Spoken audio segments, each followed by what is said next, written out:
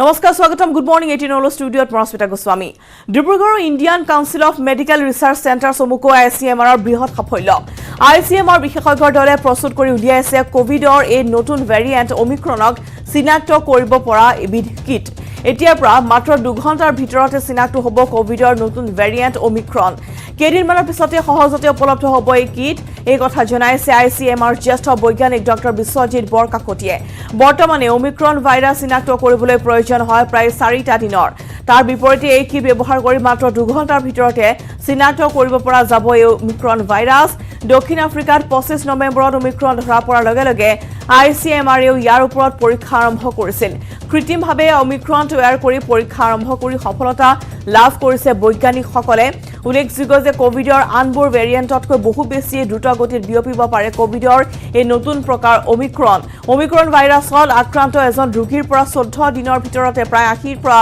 100 জনলৈ বিয়পাব পাৰে এই ভাইৰাছে আৰু ইতিমধ্যে আমি জনাইছো যে ডিব্ৰুগড়ৰ আইচিএমআৰে এক বৃহৎ সাফল্য ইতিমধ্যে অৰ্জন কৰিছে কোভিডৰ নতুন ভেৰিয়েণ্ট চিনাক্ত কৰিব পৰা এবিধ বিশেষ কিট তেওঁলোকে প্ৰস্তুত কৰি উলিয়াইছে আৰু এই কিট ব্যৱহাৰ কৰি মাত্ৰ 2 ঘণ্টাৰ ভিতৰতে জানিব পৰা যাব যে কোভিডৰ এই নতুন ভেৰিয়েণ্ট ওমিক্ৰন আছে নে নাই কেইটামান দিনৰ পিছতে সহজতে এই কিট উপলব্ধ হ'ব বজাৰত আৰু এই কথা জনাইছে আইচিএমআৰ জ্যেষ্ঠ বৈজ্ঞানিক ডক্টৰ বিশ্বজিৎ বৰকাকতিয়ে বৰ্তমানে ওমিক্ৰন ভাইৰাছ চিনাক্ত কৰিবলৈ 4টা দিনৰ প্ৰয়োজন হয় যদিও এই কিট ব্যৱহাৰ কৰিলে মাত্ৰ 2 ঘণ্টাৰ ভিতৰতে জানিব পৰা যাব ওমিক্ৰন সন্দৰ্ভত আৰু ইতিমধ্যে দক্ষিণ আফ্ৰিকাত 25 নৱেম্বৰত ওমিক্ৰন ধৰা পৰাৰ লগে লগে আইচিএমআৰ ইয়াৰ ওপৰত কৰিছিল পৰীক্ষা নিৰীক্ষা আৰু কৃত্ৰিমভাৱে ওমিক্ৰন তৈয়াৰ কৰি পৰীক্ষা আৰম্ভ কৰি বৰ্তমান বৈজ্ঞানিকসকলে লাভ কৰিছে সফলতা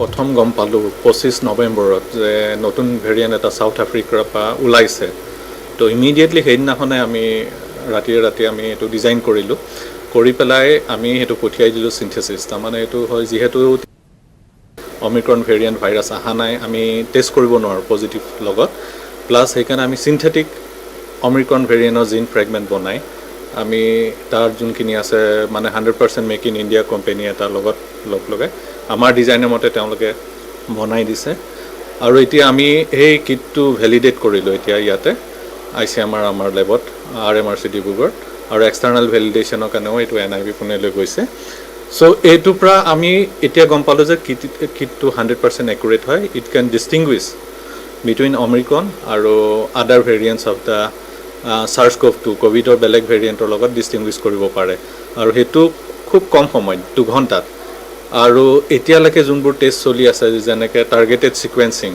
সেইটো প্ৰায় 36 ঘণ্টা বা 2 দিন সময় লাগে বা হোল জিনম ছিকুৱেঞ্চিঙত 4 দিনমান সময় লাগে চ' এইটো আমি ভাবোঁ এই কিটটো মাৰ্কেটত উইদিন 2 to 3 days বাল্ক প্ৰডাকশ্যনত আহি যাব আহি গ'লে এটা ইমিডিয়েটলি 2 ঘণ্টা সময়ত এই অমিক্ৰন ভেৰিয়েণ্টটো ডিটেক্ট কৰিব পৰা যাব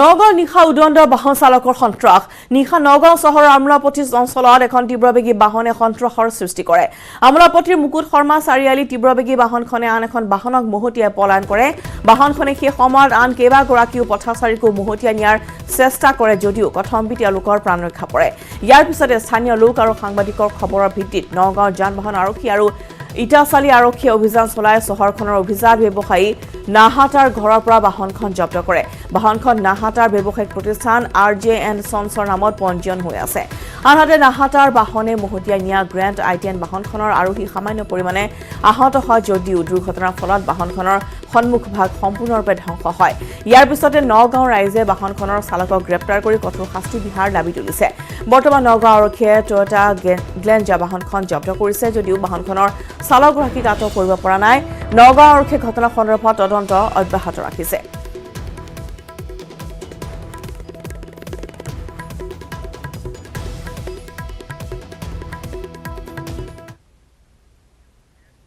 উদালগুৰি ছপন গাঁৱত ডাউদাকৈ জ্বলিল জ্বলন্ত অল্টো বাহন ভৈৰৱকুণ্ড পিকনিক স্থলীৰ পৰা খাৰুপেটীয়া অভিমুখে গৈ থকা অৱস্থাতেই ছপন গাঁও চকৰ কাষতে হঠাতে যান্ত্ৰিক বিজুতি ঘটি জ্বলিবলৈ আৰম্ভ কৰে এখন অল্টো বাহন চালকজনে তৎপৰতাৰে গাড়ীখন ৰখাই কোনোমতে ওলাই যাবলৈ সক্ষম হয় কিন্তু কিছু সময় পিছতেই উক্ত স্থানত অগ্নিনিৰ্বাপক বাহিনী আহি উপস্থিত হয় আৰু নিৰ্বাপন কৰে যদিও ইতিমধ্যে জ্বলি ভস্মীভূত হৈ পৰে বাহনখন দৃশ্য আমি দেখুৱাইছো ইমান ভয়ংকৰ আছিল এই দুৰ্ঘটনা আৰু ইতিমধ্যে ভৈৰৱকুণ্ড পিকনিক স্থলীৰ পৰা খাৰুপেটীয়া অভিমুখে আহি আছিল আৰু সেই সময়ছোৱাতে চপনগাঁও চকৰ কাষতে হঠাতে যান্ত্ৰিক বিজুতি ঘটি এখন অল্টো বাহন এনেদৰে দমদমাই জ্বলি উঠে আৰু চালকজনে তৎপৰতাৰে গাড়ীখন ৰখাই কোনোমতে ওলাই আহিবলৈ সক্ষম হয় যদিও বাহনখন সম্পূৰ্ণৰূপে ভস্মীভূত হয়।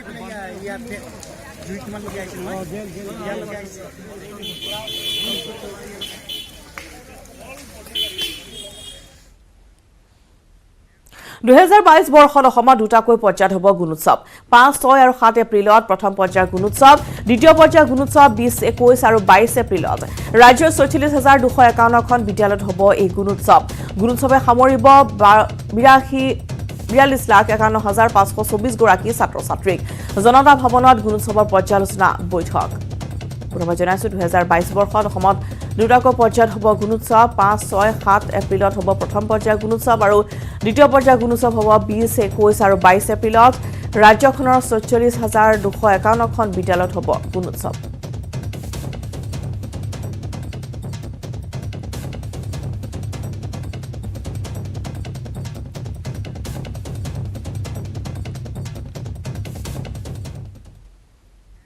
কাৰ্বি আংলঙত অপহৰণকাৰীৰে আৰক্ষীৰ সংঘৰ্ষত নিহত এটা অপহৰণকাৰী ডগমকাৰ কানিয়া ইংটি গাঁৱত এই ঘটনাটি সংঘটিত হৈছে সংঘৰ্ষস্থলীত উদ্ধাৰ এটা পিষ্টল আৰু 48 ৰাউণ্ড গুলী উদ্ধাৰ হ'ল অপহৃত অশোক যাদৱ নামৰ লোকজন এটা পথ নিৰ্মাণকাৰী সংস্থাত কৰ্মৰত অপহৃত লোকজন মুক্তিপণ নিবলৈ আহিছিল অপহৰণকাৰীৰ দল 30 লাখ টকাৰ মুক্তিপণ বিচাৰিছিল অপহৰণকাৰীয়ে।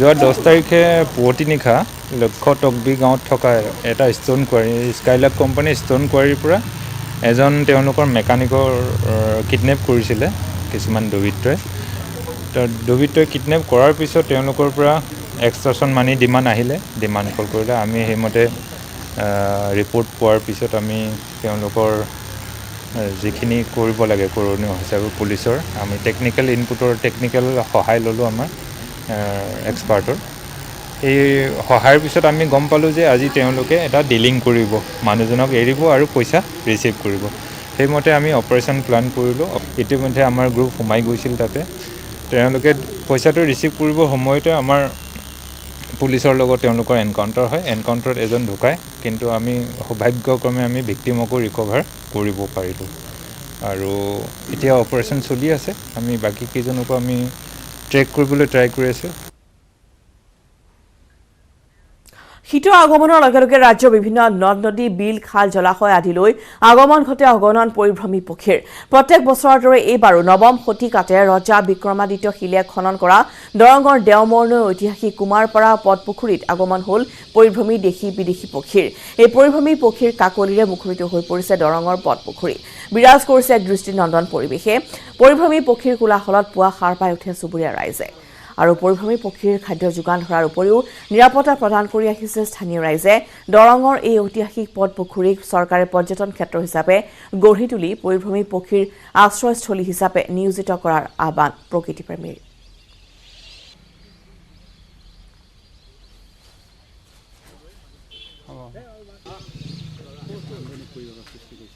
নিশ্চয়কৈ মই উপস্থিত আছোঁ দৰঙৰ দেওমনৈ নিকটৱৰ্তী কুমাৰপাৰা এই পিটনি পুখুৰী আৰু এই পুখুৰীটোত প্ৰতি বছৰে পৰিভ্ৰমী চৰাই ভৰি থাকে আৰু তাৰপিছত আমি দেখুৱাব এই ধৰণে পৰিভ্ৰমী চৰাই কলকলনি শব্দত সাৰ পাই যি নিকটৱৰ্তী লোকসকল আমি দেখুৱাইছোঁ এক সুন্দৰ পৰিৱেশ যি পৰিভ্ৰমী চৰাইসমূহ এই সময়ছোৱাত বিশেষকৈ দেখিবলৈ পোৱা গৈছে আৰু শীতৰ আগমনৰ লগে লগে এই ধৰণে এই পৰিভ্ৰমী চৰাই ভৰি পৰে এই পিটনিত আমি পিটনিটোৰ বিষয়ে জানিব বিচাৰিম গাঁৱৰ লোকসকল আছে আপোনালোকৰ ওচৰতেই এটা সুন্দৰ পৰিৱেশ আৰু চৰাইৰ যি কলকলনি শব্দ এই শব্দই কিন্তু এটা সুন্দৰ পৰিৱেশৰ সৃষ্টি কৰে আৰু আপোনালোক ওচৰতে থাকে চৰাই চাবৰ কাৰণে লোক আহে বহু বাহিৰৰ মানুহ আহে এনেকৈ ফটো উঠাই লৈ যায় বহু মানুহ ইয়াতে আহি যায় এনেকৈ ফটো উঠাই পেলাই লৈ যায়। এইটো কি হয় কি পুখুৰী এইটো কিমান পুৰণি পুখুৰী এইটো কুমাৰপাৰা গড়মৰা পুখুৰী হয় এইটো কিমান পুৰণি এইটো বহু পুৰণা এইটো আগৰ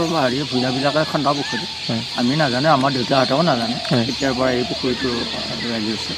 এই চৰাই প্ৰতি বছৰে দেখিবলৈ পোৱা যায় এই চৰাই এই চৰাই প্ৰতি বছৰে জেঠ মাহৰ পৰা তাৰমানে থাকি যায় জেঠ মাহত শনিবাৰে আৰু কোনোবা বাহিৰৰ মানুহ আহিলে আমি তেওঁলোকক পহৰা পাতি দি দিওঁ আমি কণীটো স্বীকাৰ কৰে নেকি কোনোবাই স্বীকাৰ কৰে বাহিৰৰ আহে স্বীকাৰ কৰিবলৈ আমি সেইখিনি গাঁৱৰ মানুহে সিহঁতক পহৰা দি দিওঁ আপুনি সেইটো আপোনালোক ৰক্ষা কৰে ৰক্ষণাবেক্ষণ কৰি থাকোঁ আৰু মাজে মাজে আমি অলপ অলপ ধান চান দি দিওঁ চৰাইখিনি কি চৰাই এইবিলাক কি চৰাই এইবিলাক খৰালি চৰাই আছে পানী হাঁহ আহে পানী হাঁহটো আহে তাৰপিছত ডাউক থাকে তাৰপিছত আৰু পানী কাউৰী বুলি এটা চৰাই থাকে এইবিলাক চৰাই মহিলাসকল আছে আমি আপোনাৰ ঘৰ লগতে আপোনালোকৰ কিজানি ৰাতিপুৱা সাৰ পাওঁতে চৰাইৰ শব্দ সাৰ পায় ঘৰৰ ওপৰত যে উলিয়াই আহে ঘৰৰ ওপৰতে উলিয়াই আপোনাৰ চৰাইৰ শব্দ সাৰ পায় জানি ৰাতিপুৱা ৰাতিপুৱা 3টামান বজাৰ পৰা উলিয়াই থাকে কেইটা বজাত ৰাতিপুৱা কেইটা বজাত দুটা শব্দ কৰে 3:30 বজাৰ পৰা শব্দ কৰে আপোনালোকৰ চৰাইৰ শব্দত সাৰ পায় নেকি ৰাতিপুৱা হয় সাৰি পাওঁ চৰাইৰ শব্দ সাৰ পায় এয়া আছিলে নিকটৱৰ্তী লোক আমি দেখুৱাইছোঁ ৰমেশে দেখুৱাইছে এক নান্দনিক পৰিৱেশ যিহেতু এই শীতৰ আগমনৰ লগে লগে এই ধৰণে পৰিভ্ৰমী চৰাইয়ে ভৰি পৰে এই ঐতিহাসিক পুখুৰীত আৰু এই দেওমনৈ নিকটৱৰ্তী যি অঞ্চল এই অঞ্চলত এই ধৰণে কলকলনিৰ শব্দ এই কলকলনিৰ শব্দত সুন্দৰ পৰিৱেশৰ সৃষ্টি কৰে তাৰপিছত ৰমেশে দেখুৱাইছে এক নান্দনিক দৃশ্য আৰু এই দৃশ্য চাবৰ কাৰণে কিন্তু বিভিন্ন স্থানৰ পৰা লোকসকল আহে যিহেতু এতিয়া বনভোজৰ বতৰ ক্ৰমাৎ বনভোজৰ সময় অহাৰ লগে লগে বিভিন্ন স্থানত বনভোজ খাবৰ কাৰণে লোকসকলে এতিয়া আহিব বিহাৰ অথবা উত্তৰ প্ৰদেশ নহয় অসমৰ বিয়াত ফুটিল পিষ্টলৰ গুলী বিবাহৰ মাংগলিক কাৰ্য চলি থকাৰ মাজতেই দৰাযাত্ৰীৰ এজন যুৱকে কৰিলে গুলীচালনা তাৰ পিছতে বিবাহস্থলীত হঠাতে লাগি গ'ল হুৱাদোৱা কিন্তু ক'ত সংঘটিত হ'ল এই ভয়ংকৰ ঘটনা চাওঁ আহক আহিল দৰা ফুটিল গুলী হুৱাদোৱা বিবাহস্থলীত সৌভাগ্যক্ৰমে ৰক্ষা বিবাহ যাত্ৰীৰ নিশা বিবাহৰ মাংগলিক কাৰ্যৰ মাজতে ফুটিল .22 পিষ্টলৰ গুলী বহিৰাজ্যত নহয় এইখন অসমতে সংঘটিত হৈছে এই ভয়ংকৰ ঘটনা যোৰহাটৰ জেইল ৰোডত অনুষ্ঠিত এখন বিবাহত গুলী ফুটালে এজন যুৱকে বিয়াৰ মাজতে গুলী ফুটোৱা যুৱকজন হৈছে প্ৰাণসুমন ভৰালী নিশা দৰা অহাৰ পিছতে ঢোল বজোৱাক লৈ দৰা আৰু কইনা পক্ষৰ একাংশৰ মাজত সূত্ৰপাত হৈছিল কাজিয়াৰ তাৰ পিছতে পিষ্টল উলিয়াই শূন্যলৈ গুলীচালনা কৰে দৰাৰ লগত অহা প্ৰাণসুমন ভৰালী নামৰ এইজন যুৱকে মাংগলিক কাৰ্য চলি থকাৰ মাজতে গুলীচালনাক লৈ হুৱাদোৱা লাগে বিবাহস্থলীত অৱশ্যে এই গুলীচালনাত সৌভাগ্যক্ৰমে হতাহত হোৱা নাই কোনো লোক ঘটনাৰ সময়ত বিবাহস্থলীত উপস্থিত আছিল জনপ্ৰিয় গায়িকা প্ৰিয়ংকা ভৰালীও সুৰাপানৰ বাবেই এনেধৰণৰ অনাকাংক্ষিত ঘটনা সংঘটিত হোৱা বুলি মন্তব্য বিবাহ ভৱনৰ স্বত্বাধিকাৰীৰ আমি কাৰ দুখ সেইটো নাজানো কিন্তু মই ভাবিছোঁহে যে মদ্যপানৰ কাৰণেহে এই ঘটনাটো হৈছে মেইনলি আৰু সেই বস্তুটোকে বন্ধ কৰিব লাগে বিবাহ ভৱনত আহিলে যে বিয়া খাবলৈ আহিলে যে ডেকা চামে যে মদ খাব লাগিব বা হুলস্থুলীয়া পৰিৱেশ কৰিব লাগিব সেইটোতো কথা নহয় ন শান্তিৰ পৰিৱেশত শান্তিভাৱে বিয়াখন হৈ যোৱাটো আৰু বিয়া এখন পতাটো কিমান ডাঙৰ কথা এতিয়া শুনিছোঁ ছোৱালীজনীৰ মানে দেউতাক নাই আৰু ইফালে দৰা ঘৰৰো মানে দেউতাক মাক নাই সেইটো পৰিৱেশত দুই ঘৰে বহুত কষ্টৰে বিয়াখন পাতিছে বিয়া পাতাৰ পিছত ইমান অশান্তিৰ পৰিৱেশটো কৰিব মোৰ মতে হ'লে নালাগে আৰু মদ্যপানৰ পৰা ডেকা চাম দূৰত থাকিলে কিন্তু মই ভাবিছোঁ যে শান্তি হ'ব বিয়াবিলাকত মানে এই অশান্তিৰ পৰিৱেশটো নহ'ব ইপিনে গুলীচালনাৰ পিছতে বিবাহস্থলীত আৰক্ষী উপস্থিত হৈ আটক কৰে প্ৰাণসুমন ভৰালীক জব্দ কৰিলে এটা .22 পিষ্টল সহ 12 জাই গুলী কিন্তু পিষ্টলৰ অনুজ্ঞাপত্ৰ থকাৰ বাবে হেনো আৰক্ষীয়ে মুকলি কৰি দিয়ে যুৱকজনক আৰক্ষীৰ মতে আত্মৰক্ষাৰ বাবে বিবাহস্থলীত গুলী ফুটাইছিল প্ৰাণসুমনে কিন্তু বিয়ালৈ যাওঁতে আত্মৰক্ষাৰ বাবে হাতত পিষ্টল লৈ যোৱা ঘটনাই হতচকিত কৰি তুলিছে যোৰহাটবাসীক ইপিনে ৰাজহুৱা স্থানত গুলীচালনা কৰা যুৱকজনক আটক কৰি পুনৰ এৰি দিয়াক লৈ আৰক্ষীৰ বিৰুদ্ধে উত্থাপন হৈছে প্ৰশ্নৰ যোৰহাটত যে আইন শৃংখলা অৱনমিত হৈছে তাৰেই প্ৰমাণ বিবাহস্থলীত সংঘটিত গুলীচালনাৰ ঘটনা কিন্তু জিলাখনত সৃষ্টি হোৱা এনে পৰিস্থিতিৰ বাবে কিদৰে মোকাবিলা কৰিব যোৰহাট আৰক্ষীয়ে সেয়া সময়তহে লক্ষণীয় হ'ব যোৰহাটৰ পৰা Gautam Bora report news 18 Assam North east দেশ কঁপাই যোৱা নাগৰিকত্ব সংশোধনী আইন বিৰোধী আন্দোলনে অতিক্ৰম কৰিছে দুটাকৈ বছৰ CAA আন্দোলনত আৰক্ষীৰ গুলীত শ্বহীদ হোৱা সকললৈ শ্ৰদ্ধাঞ্জলি জনাই পুনৰ হুংকাৰ দিলে আছু নেতৃত্বই লগতে কাক লৈ নিজৰ স্থিতিত আজিও অটল যুৱ প্ৰজন্মৰ হাৰ্টথ্ৰব জুবিন গাৰ্গ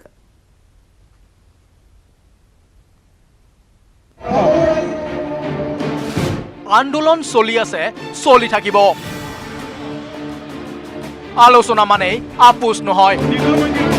আন্দোলন দীঘলীয়া হলেও আমি জয়ী হমেই। প্ৰত্যেকজন অসমীয়াৰ বুকু কঁপি উঠা 2019 বৰ্ষৰ কা আন্দোলনে অতিক্ৰম কৰিলে দুটাকৈ বছৰ। আৰক্ষীৰ হাতত গুলীবিদ্ধ হৈ শ্বহীদ হ'বলগীয়া হ'ল ষ্টেফৰ্ডসহ 5জনকৈ লোক।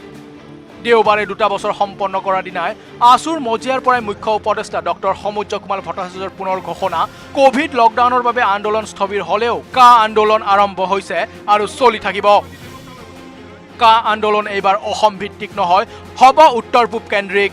ৰাজপথৰ আন্দোলন খেলপথাৰত সোমাই দিয়াৰ অভিযোগৰ প্ৰত্যুত্তৰত সমুজ্জ্বল কুমাৰ ভট্টাচাৰ্যই কয়, ৰাজপথৰ আন্দোলন ৰাজপথতে চলিব, খেলপথাৰৰ আন্দোলন খেলপথাৰত চলিব।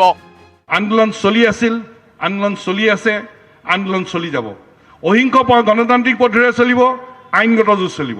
অসমত চলিব, উত্তৰ পূৰ্বাঞ্চলৰ 7খন ৰাজ্যত চলিব। আন্দোলন দীঘলীয়া হলেও কা বাতিল নোহোৱালৈকে আমি ক্ষান্ত নহওঁ, কা বাতিল হ'ব লাগিব। আৰু অসম চুক্তিৰ প্ৰত্যেকটো দফা 5, 6 সকলো দফাৰ প্ৰতিটো দফা নিৰ্দিষ্ট সময়সীমাৰ ভিতৰত কাৰ্যকৰী হ'ব লাগিব। লগতে অসম চুক্তিৰ সন্দৰ্ভত চৰকাৰৰ লগতে হোৱা দুবাৰকৈ আলোচনা সম্পৰ্কত স্পষ্ট মত ভট্টাচাৰ্যৰ। আলোচনা মানেই আপোচ নহয়। অহিংসা আন্দোলনৰ বাবে প্ৰয়োজন আলোচনাৰ। আমি আলোচনা টেবুলত যুক্তি ৰাখিছোঁ। 2টা আলোচনা শেষ হৈছে, আৰু আলোচনা হ'ব। আলোচনাৰ টেবুলতো আমি যুক্তি দিছোঁ, কা বাতিল হ'ব লাগিব।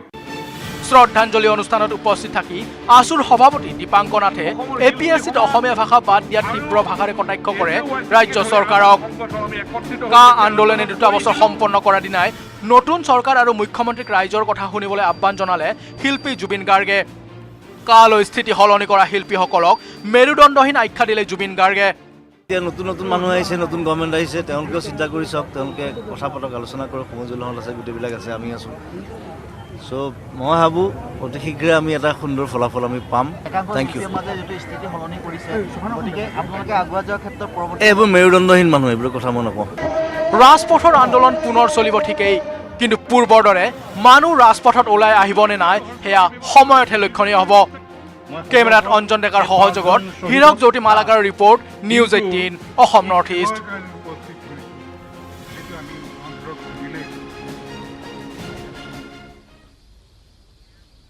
শাসকীয় বিজেপিৰ বিধায়কসকলক মুম্বাইত প্ৰশিক্ষণ দিয়াৰ দৰে এইবাৰ দলীয় কৰ্মী প্ৰশিক্ষণ দিবলৈ আগবাঢ়িছে বিৰোধী কংগ্ৰেছ। 15 পৰা 17 ডিচেম্বৰ পৰ্যন্ত শংকৰদেৱ কলাক্ষেত্ৰত অনুষ্ঠিত হ'ব কংগ্ৰেছৰ প্ৰশিক্ষণ। 3 দিনীয়াকৈ অনুষ্ঠিত হ'বলগীয়া প্ৰশিক্ষণত উপস্থিত থাকিব কংগ্ৰেছৰ কেইবাগৰাকীও জ্যেষ্ঠ নেতা। যদি শাসকীয় বিজেপিয়ে পাৰে তেন্তে বিৰোধী কংগ্ৰেছে নোৱাৰিব কিয়? এনে এক মানসিকতাৰে এতিয়া শাসকীয় বিজেপিৰ পদাংক অনুসৰণ কৰি দলীয় নেতাকৰ্মীক প্ৰশিক্ষণ দিবলৈ আগবাঢ়িছে কংগ্ৰেছ। কিয়নো কিছুদিন পূৰ্বে বিজেপিৰ বিধায়ক আৰু সাংসদসকলক 3 দিনীয়াকৈ প্ৰশিক্ষণ দিয়া হৈছিল মুম্বাইত। বিজেপিৰ দৰে এতিয়া বিৰোধী কংগ্ৰেছে গুৱাহাটীতে প্ৰশিক্ষণ দিবলৈ ঠিক কৰিছে। শ্ৰীমন্ত শংকৰদেৱ কলাক্ষেত্ৰত আয়োজন কৰা হৈছে 3 দিনীয়া প্ৰশিক্ষণ শিবিৰ। 15 পৰা 17 ডিচেম্বৰ পৰ্যন্ত চলিবলগীয়া এই প্ৰশিক্ষণ শিবিৰত ব্লকৰ পৰা আৰম্ভ কৰি ৰাজ্যিক নেতৃত্বলৈকে প্ৰশিক্ষণ দিয়া হ'ব। আৰম্ভণি অনুষ্ঠানত AICCৰ সাধাৰণ সম্পাদক তথা অসমৰ তত্ত্বাৱধায়ক জিতেন্দ্ৰ সিঙে প্ৰশিক্ষণৰ দ্বিতীয় দিনা প্ৰাক্তন গৃহ তথা বিত্তমন্ত্ৰী P চিদাম্বৰমে আৰু সামৰণি অনুষ্ঠানত AICCৰ সাংগঠনিক সাধাৰণ সম্পাদক KC বেণুগোপালে অংশগ্ৰহণ কৰিব। 15, 16 আৰু 17 ডিচেম্বৰ তাৰিখে বুধ, বৃহস্পতি আৰু শুক্ৰবাৰে 3 দিনীয়া বিস্তৃত কাৰ্যসূচীৰে অসম প্ৰদেশ কংগ্ৰেছ কমিটিয়েও ৰাজ্যিক পৰ্যায়ৰ প্ৰশিক্ষণ শিবিৰৰ আমি আয়োজন কৰিছোঁ। প্ৰদেশৰ তত্ত্বাৱধায়ক তথা নিখিল ভাৰত কংগ্ৰেছ কমিটিৰ সাধাৰণ সম্পাদক জিতেন্দ্ৰ সিং ডাঙৰীয়া, P চিদাম্বৰম ডাঙৰীয়ায়ো সাধাৰণ সম্পাদক সংগঠন মুৰব্বী KC বেণুগোপাল ডাঙৰীয়া মুখ্য অতিথি হিচাপে অংশগ্ৰহণ কৰিব। অৱশ্যে কংগ্ৰেছৰ এই প্ৰস্তাৱিত প্ৰশিক্ষণে দলটোক কিমানখিনি উপকৃত কৰিব তাক এতিয়াই ক'ব নোৱাৰি। উল্লেখ্য যে কংগ্ৰেছৰ সন্মুখত আহিছে পৌৰ নিৰ্বাচনৰ প্ৰত্যাহ্বান। Bureau' report, news 18 Assam North east. খবৰ দিছাম গুড মৰ্নিং 18 সময় হৈছে এটি বিৰতি।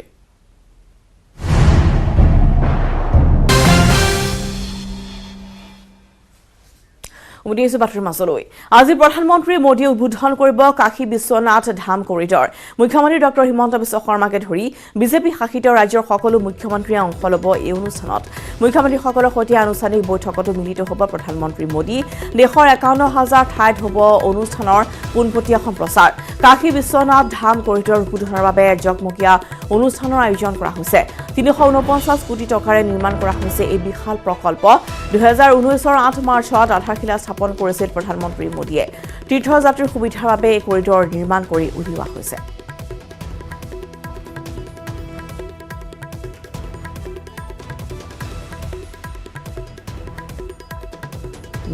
দেখুৱাই গৈছোঁ কেনেধৰণে আচলতে আয়োজন চলিছে। প্ৰধানমন্ত্ৰী মোদীয়ে আজি উদ্বোধন কৰিব কাশী বিশ্বনাথ ধাম কৰিডৰৰ আৰু মুখ্যমন্ত্ৰী ডক্টৰ হিমন্ত বিশ্ব শৰ্মাকে ধৰি বিজেপি শাসিত ৰাজ্যৰ সকলোবোৰ মুখ্যমন্ত্ৰীয়ে আজি অনুষ্ঠানত অংশগ্ৰহণ কৰিব। আৰু ইতিমধ্যে আমি জনাইছোঁ যে যথেষ্ট সংখ্যক ভক্তপ্ৰাণ ৰাইজৰ আগমন ঘটা পৰিলক্ষিত হৈছে অনুষ্ঠানৰ বাবে। আৰু মুখ্যমন্ত্ৰীসকলৰ সৈতে আজি আনুষ্ঠানিক বৈঠকতো মিলিত হ'ব প্ৰধানমন্ত্ৰী মোদী। দেশৰ ৫১,০০০ ঠাইত অনুষ্ঠানৰ পোনপটীয়া সম্প্ৰচাৰ অনুষ্ঠিত হ'ব। কাশী বিশ্বনাথ ধাম কৰিডৰ উদ্বোধনৰ বাবে বিশেষ আকৰ্ষণীয় কাৰ্যসূচীৰ আয়োজন কৰা হৈছে। सारे जो निवासी हैं काशी के वो आ सकते हैं, वो गंगा आरती देख सकते हैं। आतिशबाजी होने वाली है, बहुत ही अच्छे तरीके से सजाया गया है पूरी काशी को। आतिशबाजी होगी, लेजर शो होने वाला है। ये सारा कुछ प्रधानमंत्री खुद भी देखेंगे। काशी वासियों को भी देखने के लिए निमंत्रित किया गया है। अगर गणमान्य लोगों की बात करिए तो लगभग 3000 बड़े जो मंदिर देश में हैं, जो मठ हैं, जो धार्मिक स्थल हैं, वहाँ के मुख्य पुजारियों को बुलाया गया है। रामदेव को, श्री श्री रविशंकर को, जो धार्मिक हस्तियां हैं देश की, उनको बुलाया गया है। उन सबके साथ प्रधानमंत्री का संवाद होना है, उन सबसे प्रधानमंत्री मिलेंगे।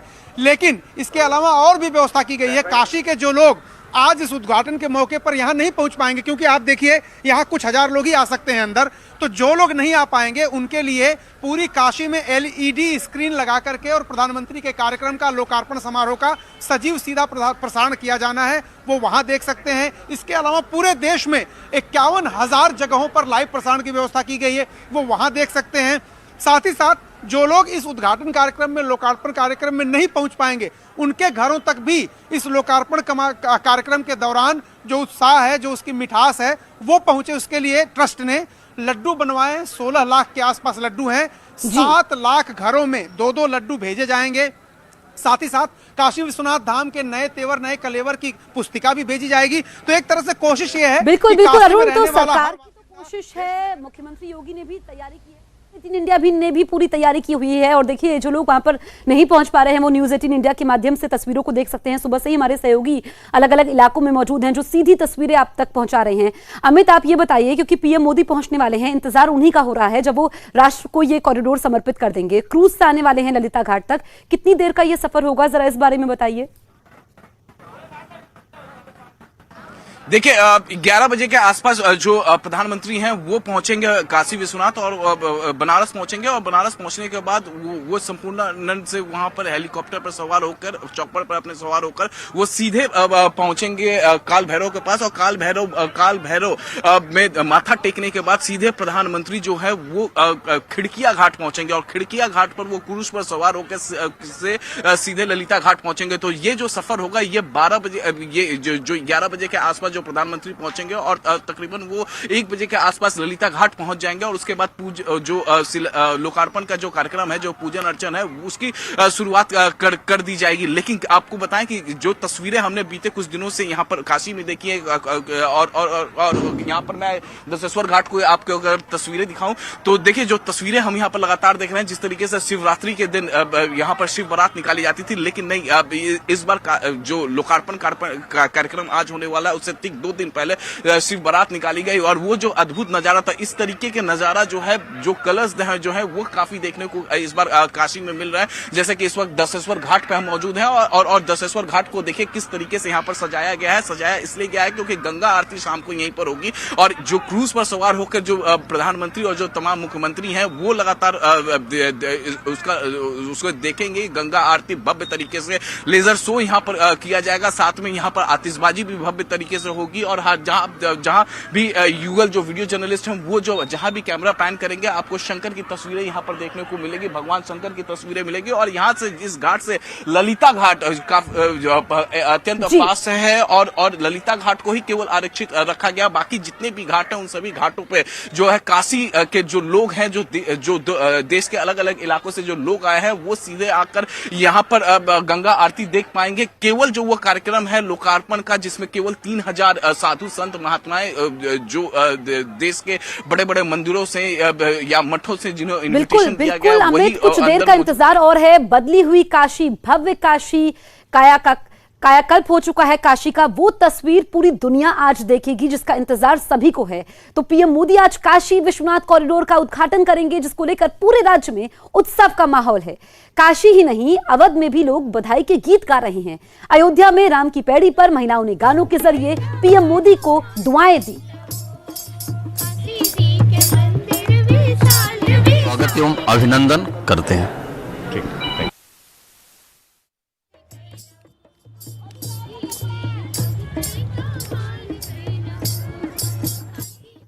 यूपी के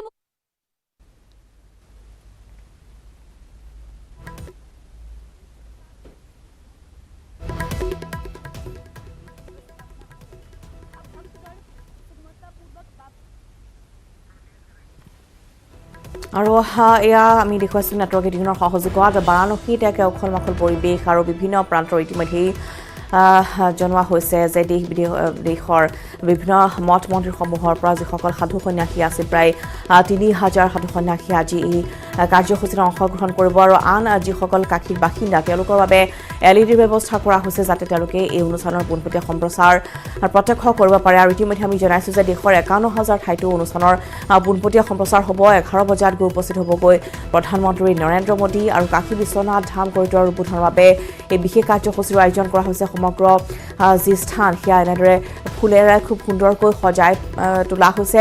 আৰু সমগ্ৰ এই যে বিশাল যি প্ৰকল্প, সেই প্ৰকল্প 349 কোটি টকাৰে নিৰ্মাণ কৰি তোলা হৈছে। আৰু 2019 বৰ্ষৰ 8 মাৰ্চত আধাৰশিলা স্থাপন কৰিছিল প্ৰধানমন্ত্ৰীগৰাকী। আৰু আজি সেই বিশেষ যি কৰিডৰ সেয়া আজি উদ্বোধন কৰা হ'ব। আৰু ইতিমধ্যে আমি জনাইছোঁ যে সমগ্ৰ এই কৰিডৰ অতি সুন্দৰকৈ ফুলেৰে সজাই তোলা হৈছে। আৰু বিভিন্ন প্ৰান্তৰ দেশ বিদেশৰ ভক্তপ্ৰাণ ৰাইজৰ আগমন ঘটিব। আৰু এনেদৰে আমি দেখুৱাইছোঁ কাশী বিশ্বনাথ ধামৰ যি এই কৰিডৰ উদ্বোধনৰ কাৰ্যসূচী 11 বজাৰ পৰা আমি পোনপটীয়া সম্প্ৰচাৰ, তাৰ পূৰ্বৰ পৰা আমি কেনেধৰণে আচলতে আয়োজন চলিছে অনুষ্ঠানৰ প্ৰতিটো কাৰ্যসূচীত পোনপটীয়া সম্প্ৰচাৰ নেটৱৰ্ক 18ৰ সহযোগত আমি আপোনালোকৰ বাবে লৈ আহিম। আৰু ইতিমধ্যে বিজেপি শাসিত ৰাজ্যৰ সকলোবোৰ মুখ্যমন্ত্ৰীয়ে আজি অংশগ্ৰহণ কৰিব এই অনুষ্ঠানত। বাৰাণসীৰ কাৰ্যসূচীত তেওঁলোক উপস্থিত থাকিব। দেশৰ 51000 ঠাইত হ'ব অনুষ্ঠানৰ পোনপটীয়া সম্প্ৰচাৰ। কাশীৰ যিসকল বাসিন্দা আছিল তেওঁলোক সকলো যদিওবা তালৈ যাব নোৱাৰিব এই অনুষ্ঠানৰ অংশগ্ৰহণৰ বাবে, গতিকে সকলো কাশীবাসীৰ বাবে বিশেষভাৱে LEDৰ তাত আয়োজন কৰা হৈছে প্ৰান্তে প্ৰান্তে, যাতে সকলোৱে এই উদ্বোধনী কাৰ্যসূচীৰ পোনপটীয়া সম্প্ৰচাৰ তেওঁলোকে প্ৰত্যক্ষ কৰিব পাৰে। লগতে দেশৰ 51000 ঠাইতো হ'ব অনুষ্ঠানৰ পোনপটীয়া সম্প্ৰচাৰ। আটকধুনীয়া এই কাৰ্যসূচীৰ কিছু অংশ ইতিমধ্যে আমি আপোনালোকক দেখুৱাইছোঁ যে পুৱাৰে পৰা কেনেদৰে সকলো সাধু সন্ত ইতিমধ্যে ব্যস্ত হৈ পৰিছে। প্ৰায় 3000 সাধু সন্যাসীয়ে অংশগ্ৰহণ কৰিব এই উদ্বোধনী অনুষ্ঠানত। গংগাৰ পাৰত আজি আৰতি কৰা হ'ব। সেই কাৰ্যসূচীৰ আমি পোনপটীয়া সম্প্ৰচাৰ আপোনালোকৰ বাবে লৈ আহিম। আৰু তাৰ পূৰ্বৰ এই অনুষ্ঠানৰ কিছু অংশ কেনেদৰে আচলতে তেওঁলোকে প্ৰস্তুতি আৰম্ভ কৰিছে সেয়া আমি ইতিমধ্যে দেখুৱাইছোঁ। কটকটীয়া নিৰাপত্তা বেচনিও এনেদৰে গঢ়ি তোলা হৈছে কৰিডৰ চাৰিওদিশে।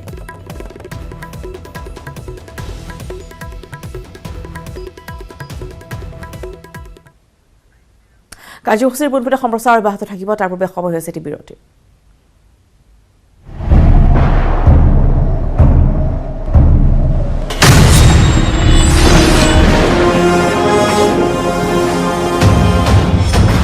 এতিয়া বিশ্বই জানে ষ্ট্ৰং মানে মাইথন ষ্টীল নিৰ্মাণৰ মানদণ্ড।